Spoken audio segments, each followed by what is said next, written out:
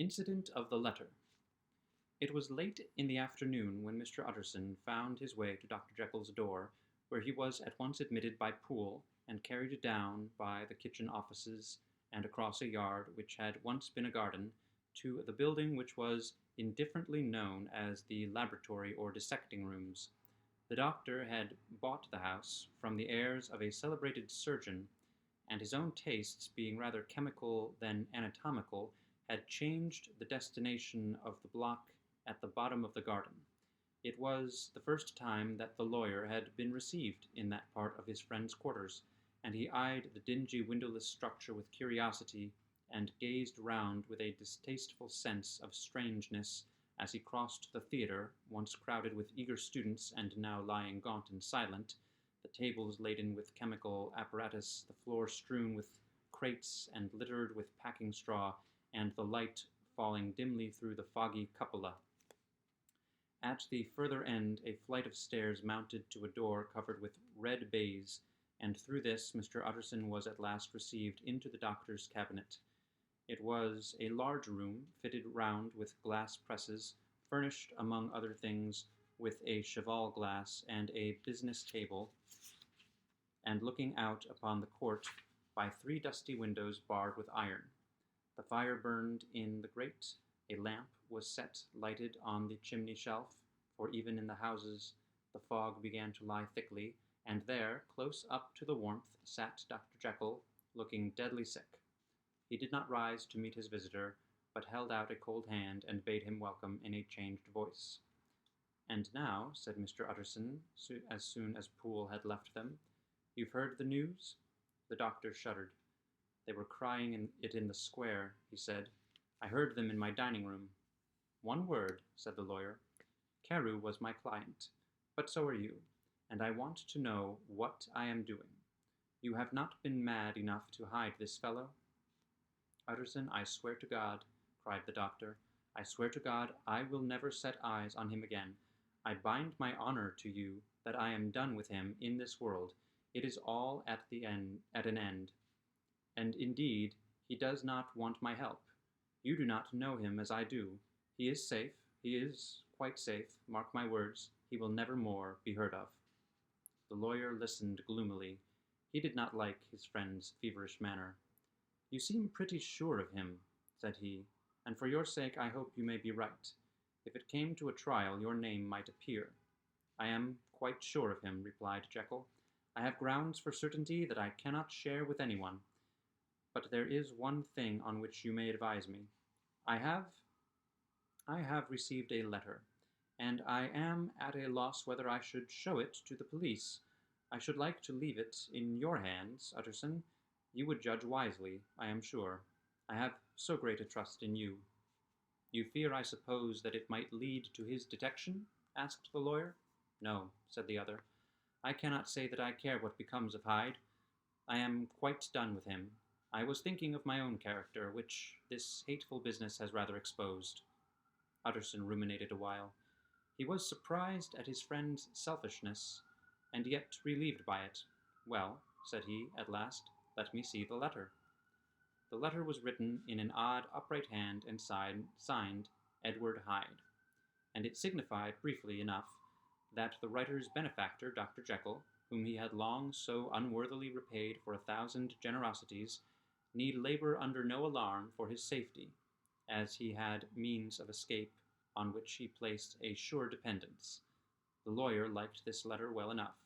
It put a better color on the intimacy than he had looked for, and he blamed himself for some of his past suspicions. "Have you the envelope?"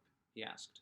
"I burned it," replied Jekyll, "before I thought what I was about, but it bore no postmark. The note was handed in." "Shall I keep this and sleep upon it?" asked Utterson. "I wish you to judge for me entirely," was the reply. "I have lost confidence in myself." "Well, I shall consider," returned the lawyer. "And now one word more. It was Hyde who dictated the terms in your will about that disappearance?" The doctor seemed seized by a qualm of faintness. He shut his mouth tight and nodded. "I knew it," said Utterson. "He meant to murder you. You had a fine escape."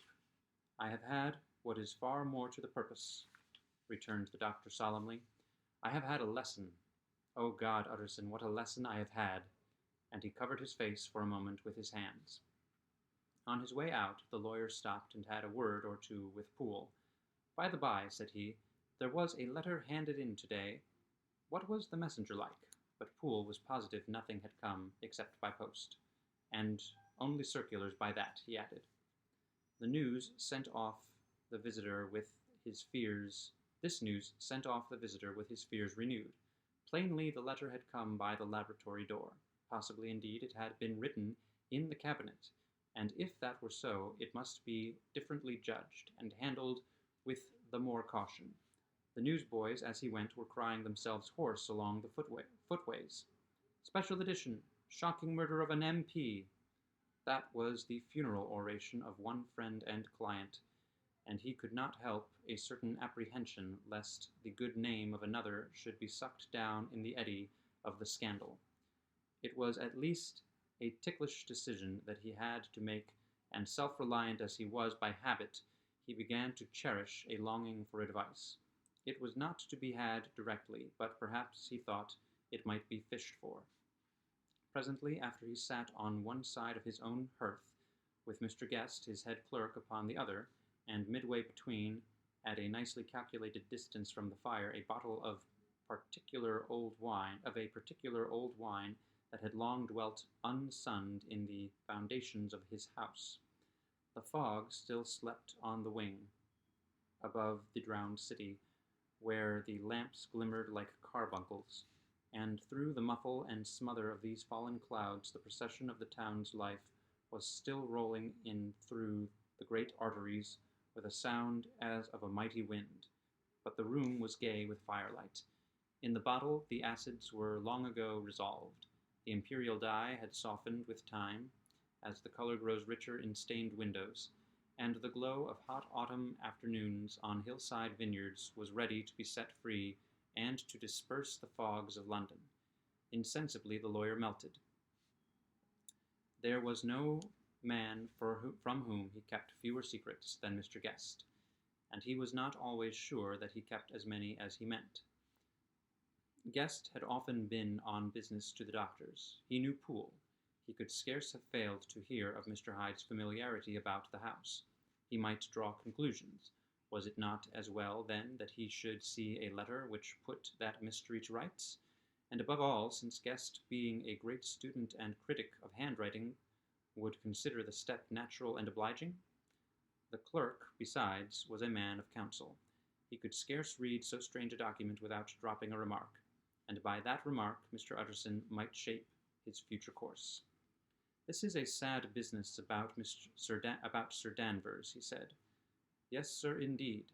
It has elicited a great deal of public feeling," returned Guest. "The man, of course, was mad." "I should like to hear your views on that," replied Utterson. "I have a document here in his handwriting. It is between ourselves, for I scarce know what to do about it. It is an ugly business at the best, but there it is. Quite in your way, a murderer's autograph."